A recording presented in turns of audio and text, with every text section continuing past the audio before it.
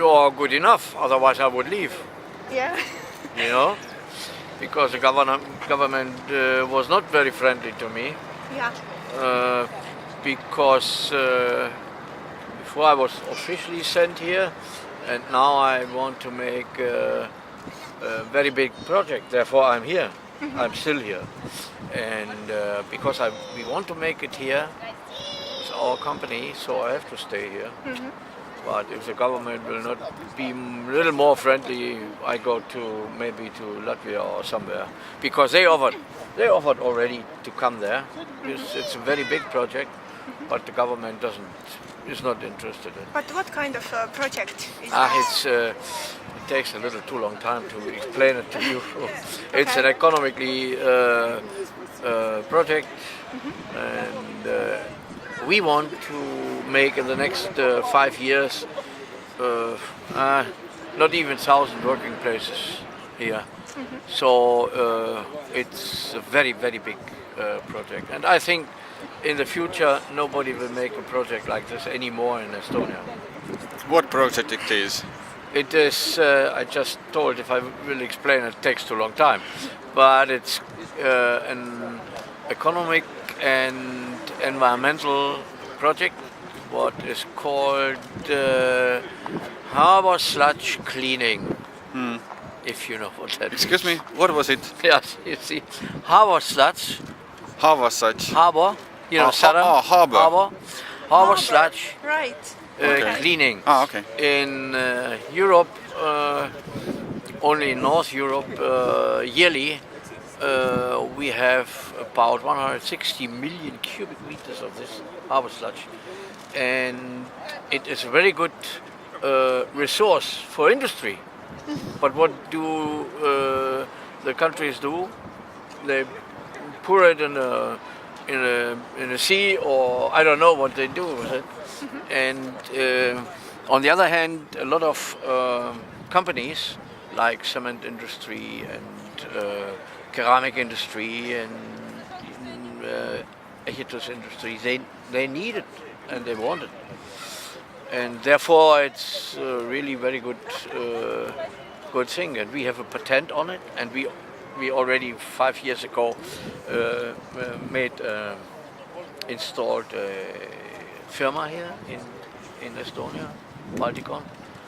And yeah, and now I'm discussing with an investor to get the money we need. It's more than 100 million euro, so it's very big one. It takes its time, to get this money together. Nobody has it just in the pocket. Okay. And can you talk about yourself? How did you come to Estonia, and how did it happen? It's a much longer story than this. I told you just.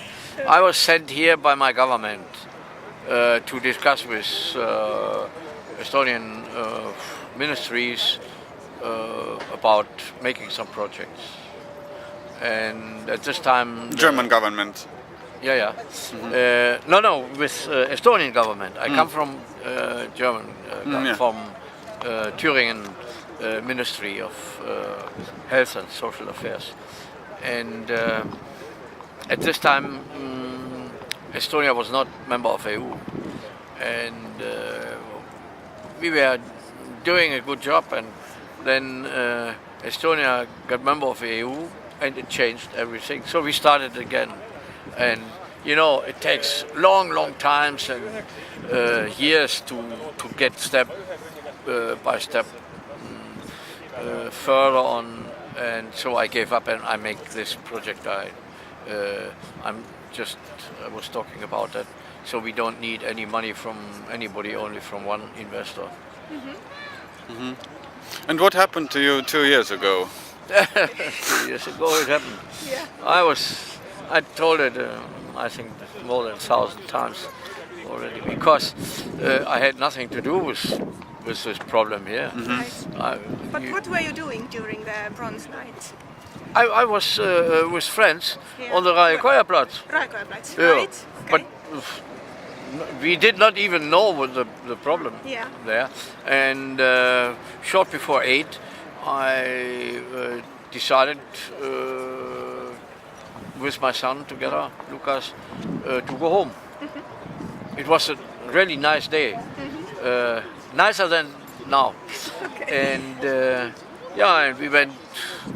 I lived right beside the Livalaya courthouse. So the shortest way was going through Harju, go over the Vabaduza-Veljak, Tatari, and I'm home.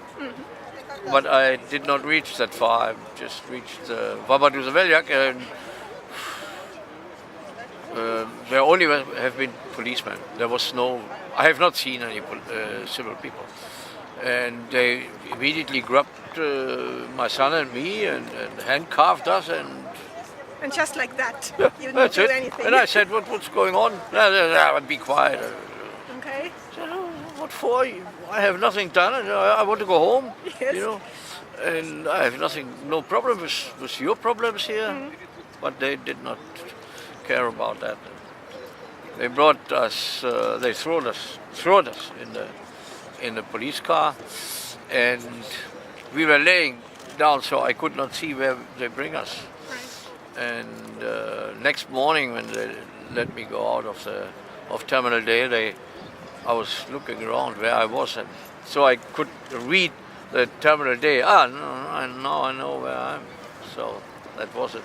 And how did they treat you in this Terminal D? Yeah, they had these sticks and rubber sticks and things like that, and they just beat people and also me, and they broke the shoulder of my son, and they beat us for no reason. And police later wrote me. I was making a lot of noise and trouble and complaints. Yeah. Absolutely shit. Absolutely shit. This is typical for Estonian police. They are lying. Yeah, and I wrote it to the president, Ilves, but he was very good. He told me this is not problem of president of Estonia. Right. Human rights. It's not And a problem. whose problem is it in the world? Yeah. If not the president, I don't know. True. And August Chancellor wrote me also, they wrote really shit. And the only one who wrote me it was not right was Ike, the police president of Estonia. He said, we did not write, okay, so, okay, he was the only one. All the others did not. Only told stories. I think my grandmother can do that better. Okay. So that was short story. And later on I organized in Europe and in West Europe and somewhere things, and it's still not at the end now. It's also a process against the Estonian state at the European Court of Human Rights. But also this takes years, as you know. So we wait, and I hope in the meantime I will get everything ready for my project, and I will see how the Estonian reacts. I think they react the same like they did with the Bone Soldier.